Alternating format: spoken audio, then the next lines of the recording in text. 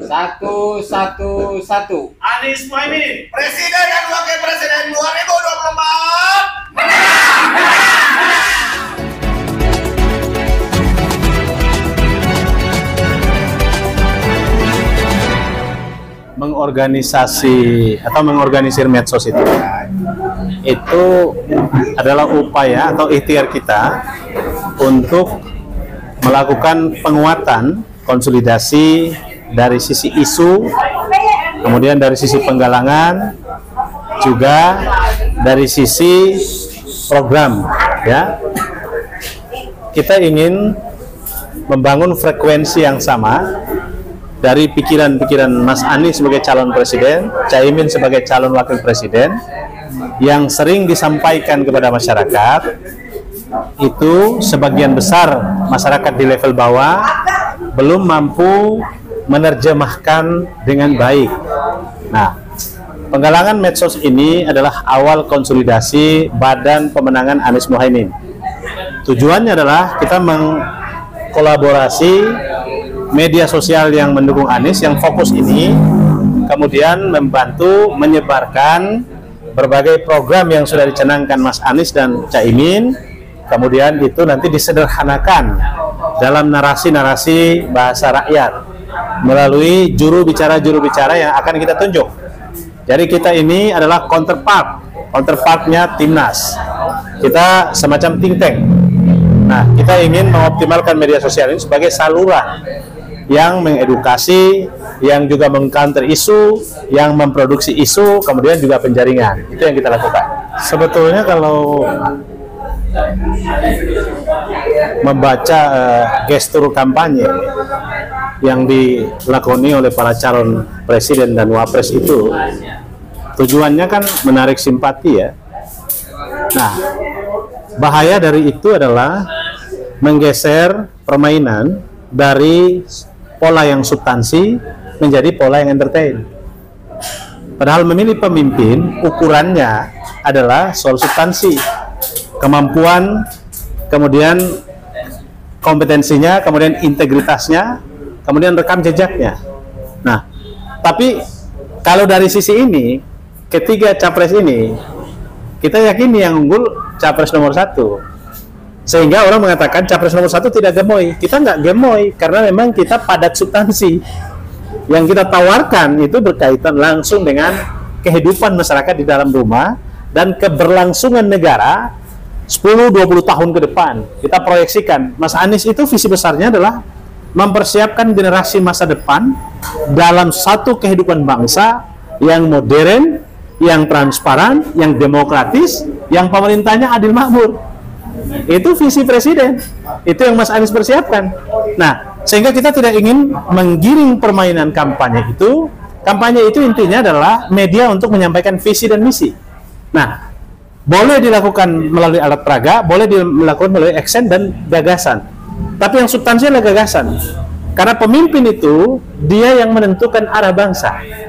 Kalau di pikirannya tidak ada gagasan, bagaimana arah bangsa ditentukan? Sehingga ketika orang bilang capres gemoy, nah kita bahaya, ini bahaya. Jangan sampai rakyat menganggap capres yang gemoy itu adalah harapan. Padahal ini musibah. Musibah bila kita memilih pemimpin diukur dalam pendekatan entertain. Ya, kenapa di situ menguat? Karena saya melihat teman-teman selebriti jadi influencer di sana. Mereka mohon maaf, dibayar untuk jadi influencer di sana. Sehingga menggerakkan gerakan gemoy itu seolah-olah menjadi satu produksi konten yang menarik daya pikat Gen Z dan Gen milenial. Nah, kita mencegah dengan terus mengkampanyekan bahwa ini membahayakan kita, membahayakan keselamatan demokrasi, keselamatan bangsa, dan membahayakan terjebaknya Gen Z dan Gen milenial pada satu siklus politik yang tidak menyehatkan.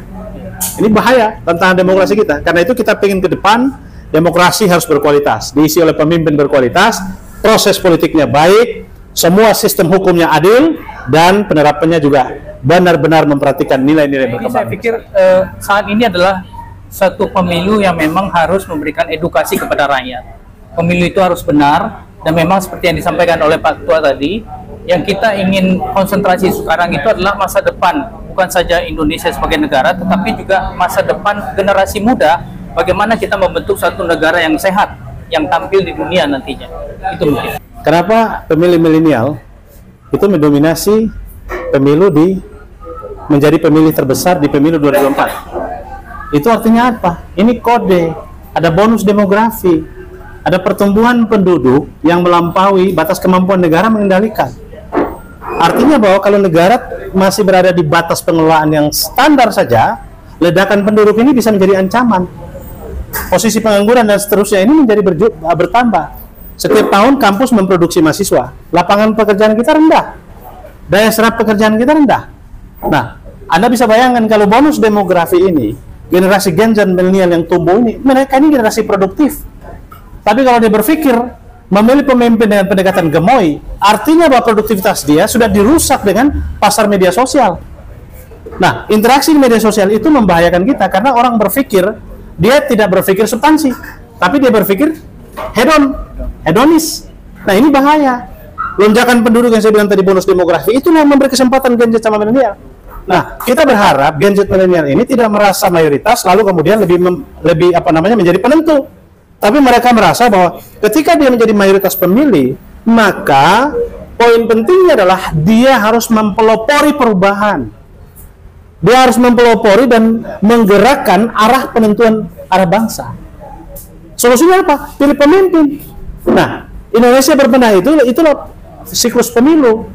Setiap pemilu kita pilih orang. Pilih orang untuk apa? Untuk memperbaiki arah bangsa. Nah, perubahan itu dibutuhkan siapapun jadi pemimpin. Nah, itu yang Mas Anies dorong. Karena itu saya bilang tadi, jangan sampai Gen Z, Gen milenial ini terjebak pada politik gemoy. Nah, politik gemoy ini tidak ada dalam eskalasi pertarungan politik yang substantif. Tidak ada. Ini gaya yang sengaja dielaborasi untuk menghilangkan politik substansi. Sehingga dia nggak usah pidato, saya akan bangun ini, nggak ada. Cuma makan siang dan joget. Iya. Kan ini bahaya. Kita sudah banyak melihat ya bahwa bagaimana Mas Anies ini merespon terhadap problem-problem anak muda yang saat ini, juga problem-problem yang akan dihadapi oleh anak muda di masa datang. Jadi saya pikir kita kembali kepada sosmed, itu makanya yang namanya substansi yang edukatif itu perlu.